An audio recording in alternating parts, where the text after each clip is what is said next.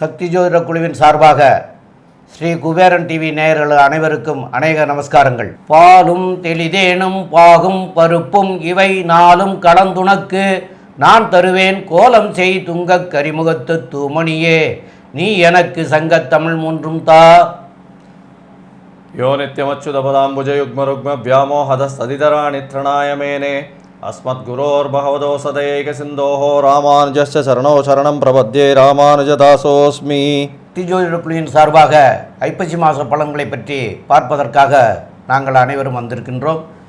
Doctor Harihara Sharma ஐயா அவர்களும் தென்சிறுவர் சம்பத்தையங்கார் அவர்களும் அடியேன் சக்தி சோமையா நானும் வந்திருக்கின்றோம். அனைவருக்கும் ஹரிஹர சர்மாவின் பணிவான நமஸ்காரங்கள். நாம் ஒவ்வொரு மாதமும் தமிழ் மாத பலன்கள் பார்த்துக்கிட்டு வரோம். அதுபடி இன்றைக்கி நாம் பார்க்க போகிறது ஐப்பசி மாத பலன்கள்.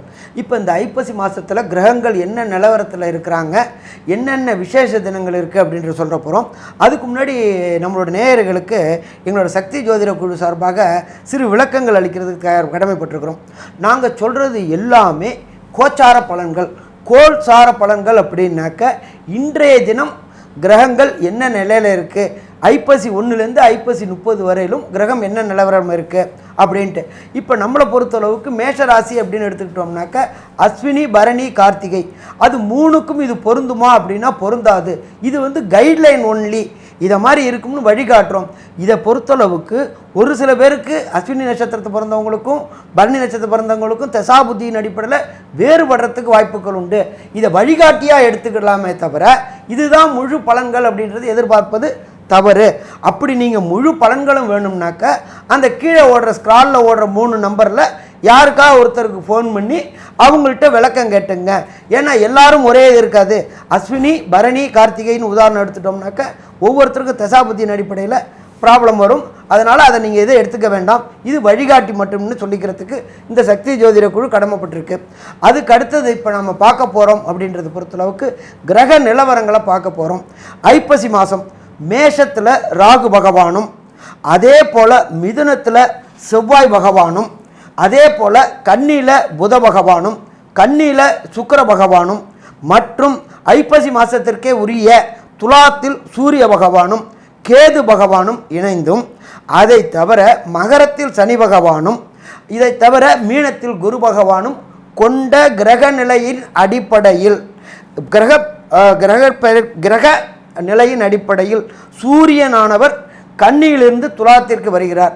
இது வருகின்ற நாள் என்பது ஆங்கிலத்தில் 18/10/2022 செவ்வாய்க்கிழமை அஷ்டமி திதி பூச நட்சத்திரம் கூடிய சுபயோக சுபதினத்தில் இந்த கிரக நிலை மாறுகிறது. இதை தவிர இந்த மாதத்தில் ஐப்பசி மாதத்தில் என்னென்ன விசேஷ தினங்கள் இருக்குது அப்படின்றத பார்ப்போம். அப்படின்னு பார்த்தோம்னாக்க ஐப்பசியில் ஃபஸ்ட்டு வர விசேஷ தினம் அப்படின்றது தீபாவளி திருநாள். எல்லாருக்கும் மகிழ்ச்சியான தீபாவளி திருநாள். இது வர்றது ஐப்பசி 7ஆம் தேதி வருது. அதுக்கு அடுத்தது அக்டோபர் மாதம் 25ஆம் தேதி, அதுக்கு தமிழ் தேதி அப்படின்றத பொறுத்தளவுக்கு ஐப்பசி மாதம் 8ஆம் தேதி. இதுக்கு என்ன அப்படின்னாக்க பெண்கள் தங்களுடைய கணவர்களுக்கு தீர்காயுள் வேண்டறதுக்காக பண்ணக்கூடிய கேதார கௌதி விரதம் வருது. இதை தவிர சூரனை வதம் பண்ணின முருகப்பெருமான் சூரனை வதம் பண்ணின கந்த சஷ்டி ஆரம்பமாகிறது. இதை தவிர அக்டோபர் மாதம் 30ஆம் தேதி 2022 ஞாயிற்றுக்கிழமை கந்த சஷ்டியில் சூரசம்ஹாரம், அது சூரனை வதம் பண்ணக்கூடிய நாள், அது கந்த சஷ்டி ஆரம்ப நாள். ஐப்பசி 13ஆம் தேதி வருது.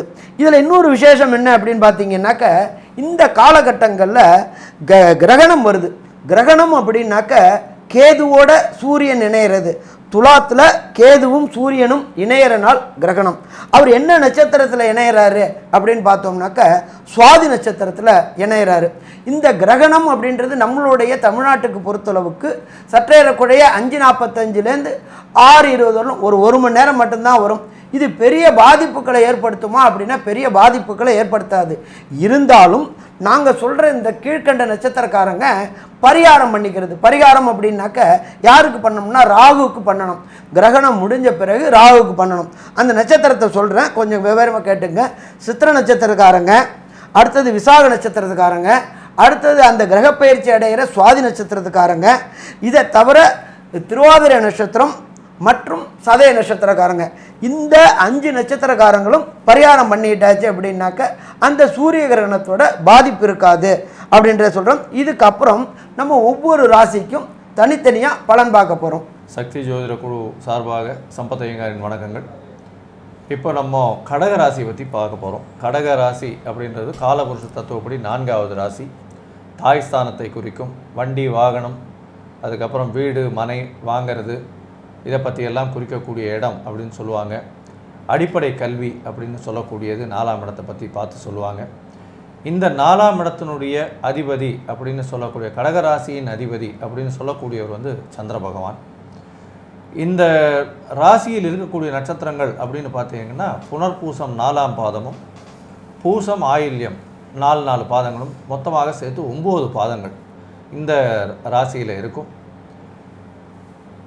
இப்போ இந்த கடக ராசி அப்படின்னு நம்ம எடுத்துக்கிட்டோமே, ஆனால் கடக ராசிக்கு 2ஆம் அதிபதியான சூரியன் இப்போ வந்து நம்ம மாத பலன்கள் ஐப்பசி மாதத்தை பற்றி பார்த்துட்டு இருக்கிறதுனால வேகமாக செல்லக்கூடிய கிரகங்கள், மெதுவாக செல்லக்கூடிய கிரகங்கள்னு 2 விஷயமாக பிரிச்சுட்ருக்கோம். அதாவது வேகமாக செல்லக்கூடிய கிரகங்கள்னால் மாத பலன்கள் சொல்லக்கூடிய, மாதத்திற்கு மாதம் மாறக்கூடிய கிரகங்கள் அப்படின்னு சொல்லக்கூடிய சூரியன், புதன், சுக்கிரன், செவ்வாய் மற்றும் சந்திரன் வந்து 2 நாளைக்கு ஒரு தரம் 2.5 நாளைக்கு ஒரு தரம் மாறக்கூடியவர். இதை வச்சு நம்ம வந்து இந்த ஐப்பசி மாத பலன்களை சொல்கிறோம்.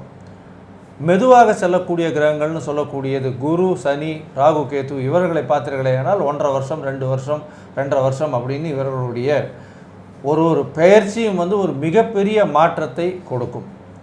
இப்போ பார்த்தீர்களேனால் கடகராசிக்கு சப்தமத்தில் வந்து சனி இருந்தாலும், 7ஆம் இடத்தில் சனி இருந்தாலும், இந்த காலகட்டமான 2ஆம் இடத்து அதிபதி 4ஆம் இடத்தில் நீச்சப்பட்டு போனாலும் நீச்சபங்க ராஜயோகம் அடையிறதுனால கண்டிப்பாக குடும்பத்தில் இவ்வளவு நாள் இருந்த பிரச்சனை சற்று குறையக்கூடிய வாய்ப்புகள் உண்டு. அதைத்தான் சொல்ல வரும். ஏன்னா ராசியை வந்து குரு பகவான் பார்க்கிறார் 5ஆம் பார்வையாக. இது ஒரு மிகப்பெரிய விசேஷம். ஏன்னா குரு பார்வை வந்து கோடி புண்ணியம் அப்படின்னு சொல்லுவாங்க. குரு பார்க்க கோடி நன்மை அப்படின்னு சொல்லுவாங்க. குரு பார்த்த இடம் வந்து மிகப்பெரிய வளர்ச்சி பெறும்னு சொல்லுவாங்க. ராசியவே பார்க்கறதுனால இந்த கடகராசிக்காரர்களுக்கு நிச்சயமாக இந்த காலங்கள் வந்து நிச்சயமாக நல்லபடியாகவே இருக்கும்.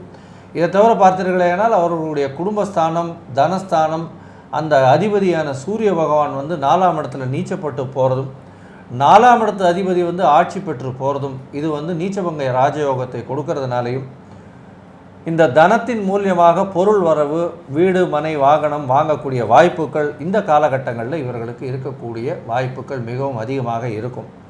இதை தவிர பார்த்தீர்களேயானால் 3ஆம் பாவம் அப்படின்னு சொல்லக்கூடிய கன்னியா ராசி, 3ஆம் ராசின்னு சொல்லக்கூடிய கடகராசிக்கு உண்டான 3ஆம் ராசின்னு சொல்லக்கூடிய கன்னியா ராசி அப்படின்றது, கன்னியா ராசிக்கு வந்து அதனுடைய ஆட்சியினுடைய புதன் வந்து 4ஆம் இடத்தில் போய் இருக்கிறது நிச்சயமாக வந்து ஒரு மிகப்பெரிய நன்மையை இவர்களுக்கு கொடுக்கும். ஏன்னா சுக்கிரனோடு சேர்ந்த புதன் மிகவும் நன்மையை கொடுப்பார் அப்படின்றதும், ஒரு அனலிட்டிக்கல் ஸ்கில் மூலியமாகவும், ஷேர் மார்க்கெட் பிஸ்னஸ் மூலியமாகவும், இவர்களுக்கு பேங்கிங் துறை மூலியமாகவும் மிகப்பெரிய வரவேற்பு ஏற்பட்டு இவர்களுக்கு கம்யூனிகேஷன் பாவங்களும் மிகவும் ஸ்ட்ராங்காக இருக்கிறதுனால இந்த காலகட்டமான ஐப்பசி மாதத்தில் இவர்களுக்கு லோன் இல்லை பண வருமானம், திடீர் பண யோகங்கள் வரக்கூடிய வாய்ப்புகள் மிகவும் அதிகமாக இருக்கும். இதை தவிர பார்த்தீர்களேயானால் இந்த கடகராசிக்காரர்களுக்கு 12ஆம் இடத்துல போய் செவ்வாய் இருக்கிறது அப்படின்றது வந்து, செவ்வாய் வந்து இந்த ராசிக்காரர்களுக்கு 5, 9ஆம் அதிபதி அப்படின்னு சொல்லக்கூடியவர். அவர் வந்து 12ஆம் இடத்துல மறையிறது அந்த அளவு நல்லது இல்லை என்றாலும், 12ஆம் இடத்துல செவ்வாய் மறையிறதுனாலும் கணவன் மனைவிகளுக்குள் நிச்சயமாக வந்து ஒரு நல்ல போக்கு இருக்காது. இருப்பினும் குருவினுடைய பார்வை ராசியை பார்க்கறதுனால் கண்டிப்பாக இவர்கள் வந்து எல்லா விஷயத்தையும் படல் பண்ணி மெதுவாக சற்று அமைதியாக இருந்து காரியத்தை சாதித்து கொண்டு போவார்கள். இதற்கு மேலே பார்த்தீர்களேயானால் குருவினுடைய பார்வை பற்றி எப்படி இருக்கும் அப்படின்னும், புதன் சுக்கிரனுடைய பார்வைகள் பற்றி எப்படி இருக்கும் அப்படின்றத பற்றியும் ஐயா சக்தி சோமையா சொல்லுவார். ரொம்ப விவரமாக தெளிவாக சொன்னீங்க ஐயா. இதில் வந்து குருவோட பார்வை வந்து லக்னத்திலே விழுகிறது மிக மிகச் சிறப்பு. தன்னுடைய லக்னத்திலே விழுந்துட்டாலே வந்து, அதாவது லக்னம் கிடையாது ராசி, இந்த ராசியிலே விழுந்துட்டாலே அந்த ராசிநாதனுக்கு வரக்கூடிய எந்த துன்பங்களாக இருந்தாலும் நீங்கும் அப்படிங்கிறது தான் அதனுடைய கருத்து. அதனால் வந்து ராசியிலே விழுந்துட்டு இருக்கிறது. அதனால் அது நல்ல நன்மையாகவே இருக்கும்.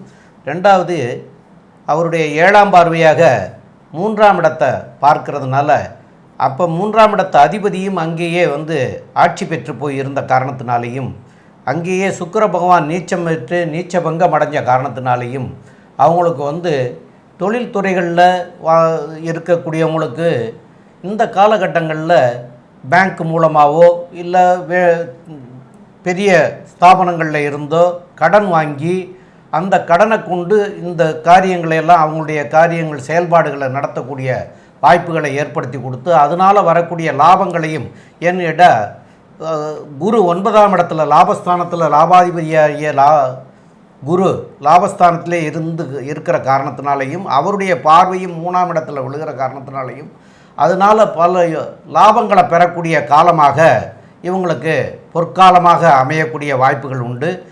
அதே சமயத்தில் சனி பகவானும் 7ஆம் இடத்துல ஆட்சி பெற்று போயிருக்கார்.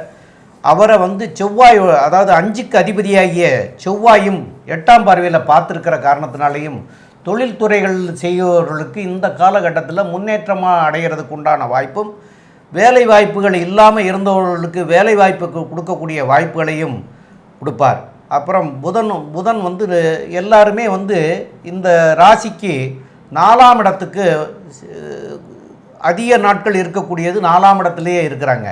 அந்த ராசிக்கு 4ஆம் இடத்துல சூரியன், சுக்கிரன், புதன், கேது 4 பேரும் 4ஆம் இடத்திலே இருக்கிற காரணத்தினால அதில் வந்து என்னென்னு சுக்கிரன் ஆட்சி பெற்று போயிருக்கிறதுனால எல்லா கிரகங்களுமே ஆட்சி பெற்றதுக்கு சமமாக எடுத்துக்கலாம். அதனால் இந்த வண்டி வாகனம் நிலம் வீடு சம்பந்தப்பட்ட துறைகளில் பழுது பார்க்க வேண்டிய விஷயங்கள் இருந்தால் பழுது பார்க்கறதுக்கும், புதிதாக வாங்கக்கூடிய வாய்ப்புகள் உள்ளவர்களுக்கு புதிதாக வாங்கிறதுக்கு உண்டான வாய்ப்புகளையும் இந்த மாதம் ஏற்படுத்தி கொடுப்பார். ஆக மொத்தத்தில் இதற்கு மேல் உள்ள விவரங்களை நம்முடைய டாக்டர் ஹரிஹர சர்மா ஐயா அவர்கள் தெளிவாக சொல்லுவாங்க. ஐயா நல்லா தெளிவாக சொன்னீங்க. இப்போ நம்ம பொறுத்தளவுக்கு கடகராசிக்கு 7ஆம் இடம் அப்படின்றத பொறுத்தளவுக்கு மகரத்தில் ஆட்சி பெற்ற சனி.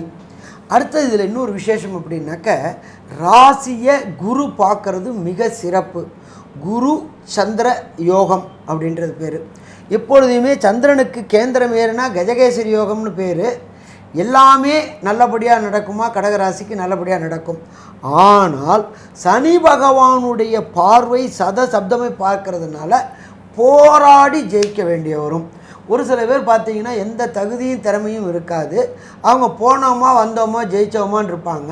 ஆனால் எல்லா தகுதியும் எல்லா திறமையும் இருக்கிறவங்க தன்னுடைய சுயமுயற்சியை ஃபுல் எஃபர்ட் போட்டு போராடி ஜெயிக்க வேண்டிய காலகட்டங்கள் இந்த கடகராசிக்காரங்களுக்கு ஐப்பசியில். சரி, இதுக்கு அடுத்தது குரு பகவானுடைய பார்வை உங்களுடைய 3ஆம் இடமான கம்யூனிகேஷன் பாவத்தில் உழுது. சரி, ரொம்ப சந்தோஷம். குரு பார்க்கும் பொழுது உங்களுடைய கருத்துக்கள் அனைவராலும் ஏற்றுக்கொள்ளப்படும். அதே போல் இந்த சாஃப்ட்வேர் துறையில் இருக்கிறவங்களுடைய இன்வென்ஷன் எப்பொழுதுமே நாம் அப்டேட் ஆனால் தான் சர்வே பண்ண முடியும். அப்போ இந்த காலகட்டங்களில் ஐப்பசியில் பொறுத்தளவுக்கு கடகராசிக்காரங்க இதுவரை பதவி உயர்வுக்காக இருந்தவங்க தன்னுடைய தனிப்பட்ட ஸ்கில்லுனால் போராடி ஜெயிக்கக்கூடிய காலகட்டங்கள். சரி, இதை தவிர நம்மளை பொறுத்தளவுக்கு குரு பகவானுடைய பார்வை உங்களுடைய ராசிக்கு 5ஆம் இடமான விருச்சிகத்தை பார்க்குறாரு. இதுவரை திருமணமாகி, சாமி எனக்கு கல்யாணம் ஆகி 5 வருஷம் ஆச்சு, 4 வருஷம் ஆச்சு, சந்தான பாக்கியம் இல்லை, வம்சம் விருத்தியாகலை, என்னோடய மாமியார் அப்படி சொல்கிறாங்க, மாமனார் இப்படி சொல்கிறாங்க அப்படின்னு சங்கடப்பட்டுக்கிட்டு இருந்த கடகராசிக்காரங்களுக்கு இந்த ஐப்பசி மாதத்தில் கண்டிப்பாக சந்தான பாக்கியம் உண்டாகிறதுக்கான வாய்ப்புகள் மிக மிக அதிகம். புத்திரக்காரகனான குருவே புத்திரஸ்தானத்தை பார்க்கும்பொழுது இதுவரை தடைபட்டு இருந்த சந்தான பாக்கியம் நிறைவேறத்துக்கான வாய்ப்புகள் மிக மிக அதிகம். அப்போ இந்த காலகட்டங்கள் குருவுடைய பார்வையினால் சுயமுயற்சியினால் போராடி ஜெயிக்க முடியும். அதே போல் சந்தான பாக்கியமும் நல்லபடியாக வரத்துக்கான வாய்ப்புகளையும் இந்த காலகட்டங்களில் கொடுப்பாங்க. சரி, இதை தவிர சனி பகவானை பொறுத்தளவுக்கு விசேஷ பார்வைகள் அப்படின்ற பொறுத்தளவுக்கு 3ஆம் பார்வையும் 10ஆம் பார்வையும், அதே போல் எல்லா கிரகங்களுக்கும் உண்டான 7ஆம் பார்வையும் சனி பகவானுக்கு உண்டு. நம்மளோட ஜோதிட சாஸ்திரத்தில் என்ன சொல்லுவாங்க அப்படின்னாக்க, குரு பார்த்தால் கோடி நன்மை, அதே போல் சனி பார்த்தால் பாழ் அப்படிம்பாங்க. பாழ் அப்படின்னாக்க மொத்தமும் கெட்டு போகிறது கிடையாது, கெட்ட காலம் தொடங்கக்கூடிய நேரம். அப்போ இந்த கடகராசிக்கு பொறுத்தளவுக்கு 9ஆம் இடமான குருவோடைய வீட்டை 7ஆம் இடத்துல ஆட்சி பெற்ற சனி 9ஆம் இடத்துல ஆட்சி பெற்ற குருவை பார்க்குறாரு. இப்போ இந்த கல்வி கற்கிறாங்க. என்னென்ன கல்வி அப்படின்னாக்க, இந்த காம்படிட்டிவ் எக்ஸாம்ன்ற பொறுத்தளவுக்கு ஐஐடி, ஜேஇஇ, நீட்டு, இது எழுந்துற குழந்தைகளுக்கு இங்கேருந்து எல்லாம் படித்து ப்ரிப்பேர் பண்ணிட்டு போயிருப்பாங்க. அங்கே போன விட்டு சடனாக போய் பார்க்கும்போது, கொஸ்டினை பார்க்கும்போது ஞாபக மறதி வரும். அப்போ இந்த ஞாபக மறதி வரும்பொழுது ஒரு பயம் கலந்த பதட்டம் வரும். அப்போ இந்த எக்ஸாமுக்கு போகிறதுக்கு முன்னாடி சனி பகவானையும் குரு பகவானையும் வணங்கிட்டு, எப்போ சரணாகதி அடைகிறோமோ, எந்த கிரகத்தினால ப்ராப்ளமோ அந்த கிரகத்துக்கிட்ட சரணாகதி அடையும் பொழுது அந்த ஞாபக மறதி போகும். அப்போ இந்த குழந்தைகள் எக்ஸாமுக்கு போகிற குழந்தைகளை பொறுத்தளவுக்கு இந்த காலகட்டங்களில் குருவையும் சனியையும் வணங்கிட்டு போங்க. இதை தவிர சனி பகவானுக்கு 7ஆம் பார்வை உண்டு. 7ஆம் பார்வை அப்படின்றது ராசியே பார்க்குறாரு. ராசியை குரு பார்க்குறாரு, சிறப்பு. அதே போல் சனியும் பார்க்குறாரு. அதனால் சின்ன சின்ன தடங்கல்கள் வரத்துக்கு வாய்ப்புகள் உண்டு. இப்போ நம்ம ஒரு இடத்துல கடன் கேட்குறோம், கடன் கேட்டு அவங்க கொடுக்குறேன்னு சொல்லிட்டாங்க. ஆனால் அந்த ராசி நம்மளோட முயற்சியில் எடுக்கிறத சனி பகவான் பார்க்குறதுனால சற்று காலதாமதப்படுத்துவார். காலையில் கொடுக்குறேன்னு சொல்லுவாங்க, 2 நாள் கழித்து கொடுப்பாங்க. அப்போ நம்மளுக்கு பொறுத்தளவுக்கு இந்த தாமதத்துக்கு நாம் தயாராகக்கூடிய காலகட்டங்கள் மிக மிக முக்கியம். அதே போல் இந்த சனி பகவானுக்கு 10ஆம் பார்வை உண்டு. இந்த 10ஆம் பார்வை அவர் எங்கே பார்க்குறாரு அப்படின்னாக்க, உங்களுடைய ராசிநாதனுக்கு 4ஆம் இடமான துலாத்தை பார்க்குறாரு. நம்மளோட ஜோதிட சாஸ்திரத்தை பொறுத்தளவுக்கு சந்திரனை மாத்ரு காரகன்னு சொல்லுவோம். அதே போல் சந்திரனை மாத்ருக்காரன் தான், இவரை சூரியனை பித்ருக்காரன்னு சொல்லுவோம். அப்போ பித்ருக்காரகனை பார்க்குறாரு மாத்ருக்காரன். தாய் தந்தையோட உடல் நலத்தில் பல ப்ராப்ளங்கள் வரத்துக்கு வாய்ப்புகள் உண்டு. அதுவும் பார்த்திங்கன்னா சனி பகவானை பொறுத்தளவுக்கு ஜெரிமான கோளாறுகள் வரத்துக்கு வாய்ப்புகள் உண்டு, அடிவயிறு உபாதைகள் வாய்ப்பதற்கு உண்டு. அதனால் இந்த காலகட்டங்களில் சனி பகவானை, உங்களுடைய தாய் தந்தையரை சனி பகவானை வணங்க சொல்லுங்கள், இல்லை பிரதோஷத்துக்கு போக சொல்லுங்கள். அப்போ வர பிரச்சனைகளை தடுக்கலாம். இதை தவிர ராசிக்கு 12ல் இருக்கிற செவ்வாய் அவருடைய விசேஷ பார்வையான 4, 8, இதை தவிர எப்பொழுதும் உண்டான பார்வை 7ஆம் பார்வையாக என்னென்ன பலன்களை தருவார் அப்படின்றது நம்மளோட தென் திருவள்ளூர் சம்பத்தையங்கிறவங்க சொல்லுவாங்க. ஐயா, அற்புதமாக சொன்னீங்க. அதாவது இப்போது சனி பகவானுடைய பார்வைகளை பற்றி அற்புதமாக விவரித்து சொன்னீங்க. குரு பகவானுடைய பார்வை அப்படின்றத பற்றியும் நம்ம இப்போ எடுத்து நம்ம ஒன்று நாம சொல்லியிருக்கோம். இந்த காலகட்டங்களில் பார்த்தீங்கன்னா கடகராசிக்காரர்களுக்கு 10ஆம் இடத்தில் ராகு இருக்கிறதும், 4ஆம் இடத்தில் உங்களுக்கு கேத்து இருக்கிறதும் மிகப்பெரிய சிறப்பான யோகத்தை கொடுக்கக்கூடிய காலமாக இருக்கும். ஏன்னா சுக்கிரனும் ஆட்சி பெற்று போயிருக்காரு. 10இல் ராகு இருக்கிறதுனால வெளிநாடு வெளி மதத்தினர் சேர்ந்த இடத்துலேருந்து உங்களுக்கு வேலை கிடைக்கக்கூடிய வாய்ப்புகள் மிகவும் அதிகம்.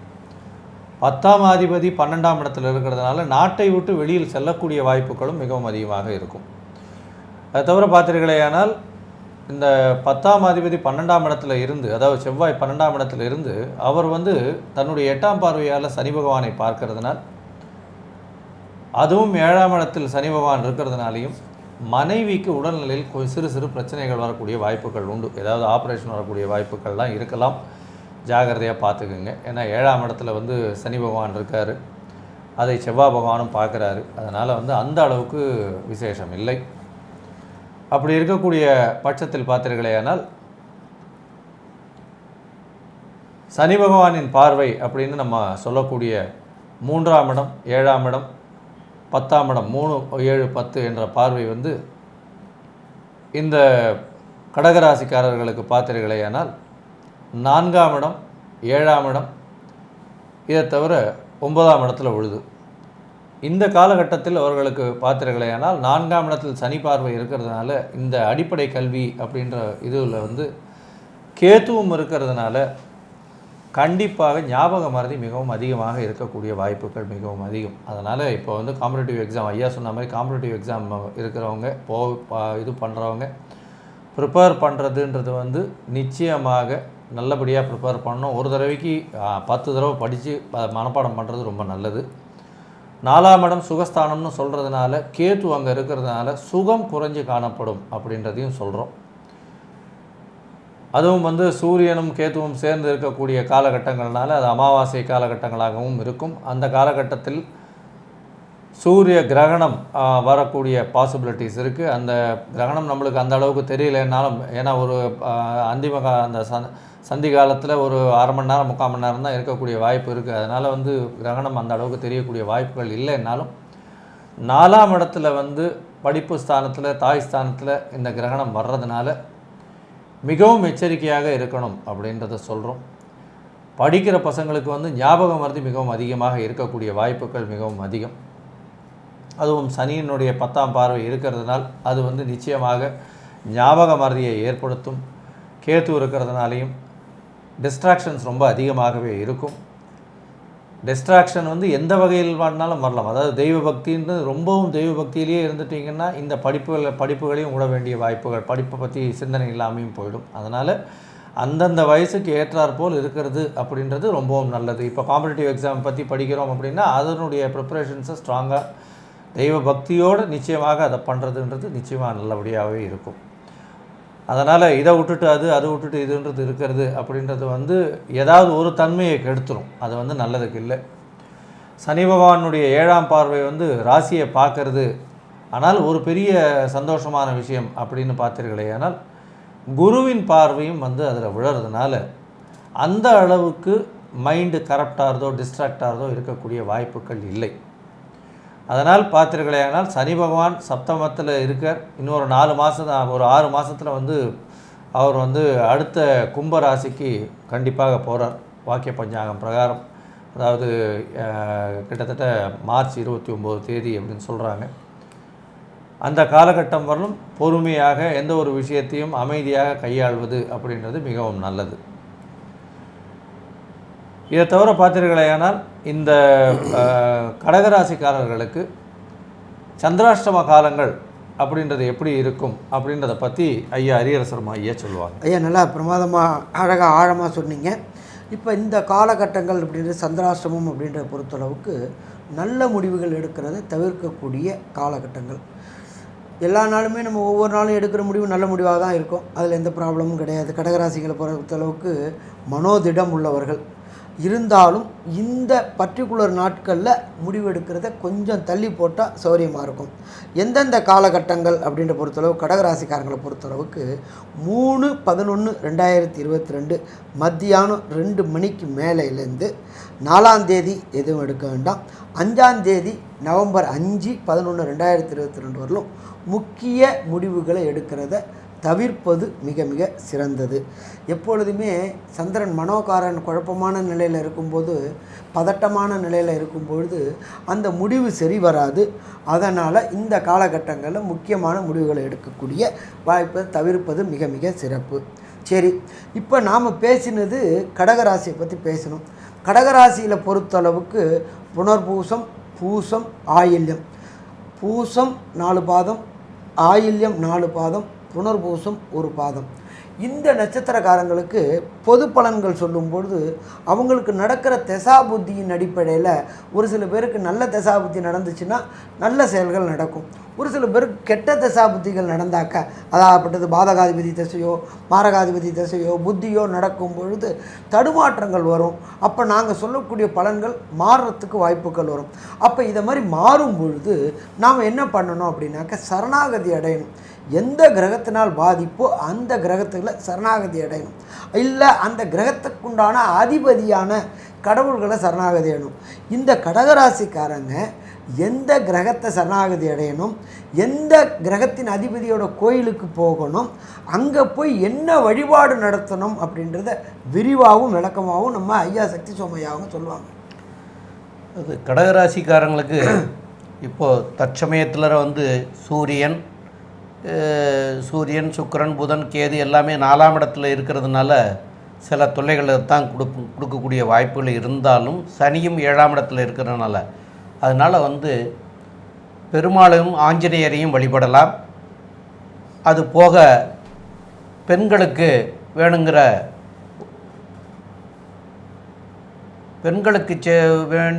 தான தர்மங்கள், அதாவது வயசானவங்களாக இருக்கிறவங்களுக்கு அவங்களுக்கு வேணுங்கிற தான தர்மங்களை செய்கிறதுனாலையும் உங்களுக்கு வரக்கூடிய கெடுபலன்களில் இருந்து நற்பலனாக மாறுறதுக்கு உண்டான வாய்ப்புகளும் கிடைக்கும்னு சொல்லிக்கிறேன். இது போக நம்முடைய தென்சிறுவலூர் சம்பத் ஐயங்கார் அவர்கள் வந்து மேலும் விளக்கமாக சொல்லிடுவாங்க. ஐயா, கடகராசியை பொறுத்தவரையிலும் அற்புதமாக சொன்னீங்க. அதாவது இந்த ஐப்பசி மாதத்தில் பார்த்தீர்களேயானால் பொதுவாகவே இப்போ இவங்களுக்கு வந்து சப்தமத்தில் சனியும் 9ஆம் இடத்துல குரு, ஓடிப்போனவனுக்கு 9ல் குரு இருக்குது, 10ஆம் இடத்துல ராகு இருக்குது. அதாவது 7ஆம் இடத்து சனியை தவிர மிச்ச எல்லா கிரகங்களும் நல்லபடியாகவே இருக்குது. அதனால் வந்து கடகராசிக்கு இந்த ஒரு காலகட்டம்ன்றது வந்து நிச்சயமாகவே நல்லபடியாகவே இருக்கும். 2ஆம் அதிபதியும் வந்து 4ஆம் இடத்துல நீச்சபங்க ராஜயோகம் பெறார். அதாவது சூரியன் வந்து நீச்சமாகி ராஜயோகம் பெறதுனாலையும் 4ஆம் அதிபதினு சொல்லக்கூடிய துலா ராசிக்கு உண்டான சுக்கிரன் வந்து ஆட்சி பெற்று போயிருக்கிறதுனாலையும் வீடு மனை வாங்கக்கூடிய புதிய கார் வாங்கக்கூடிய வாய்ப்புகள்லாம் மிகவும் அதிகமாக இருக்குன்னு சொல்கிறோம். இருந்தாலும் கேது வந்து 4ஆம் இடத்துல இருந்து எல்லா கிரகங்களையும் ஆக்கிரமிப்பு பண்ணக்கூடிய வாய்ப்புகள் மிகவும் அதிகம். அதனால் கேதுவுக்கு உண்டான பரிகாரம்னு சொல்லக்கூடியது கண்டிப்பாக பிள்ளையாரை போய் ஒரு நாளைக்கு ஒரு தரமோ இல்லைன்னா வாரத்துக்கு ஒரு தரமோ போய் பார்த்துட்டு அவரை சேவிச்சுட்டு வர்றதுன்றது வந்து நிச்சயமாக நல்ல ஒரு மிகப்பெரிய பலன்களை கொடுக்கும். இதை தவிர பார்த்தீர்களேயானால் சப்தமத்தில் இருக்கக்கூடிய சனி பகவான் வந்து குடும்பத்தில், அதாவது தன் மனைவிக்கு கணவன் மூலியமாகவோ பிரச்சனைகளை கொடுக்கக்கூடிய வாய்ப்புகள் மிகவும் அதிகம்.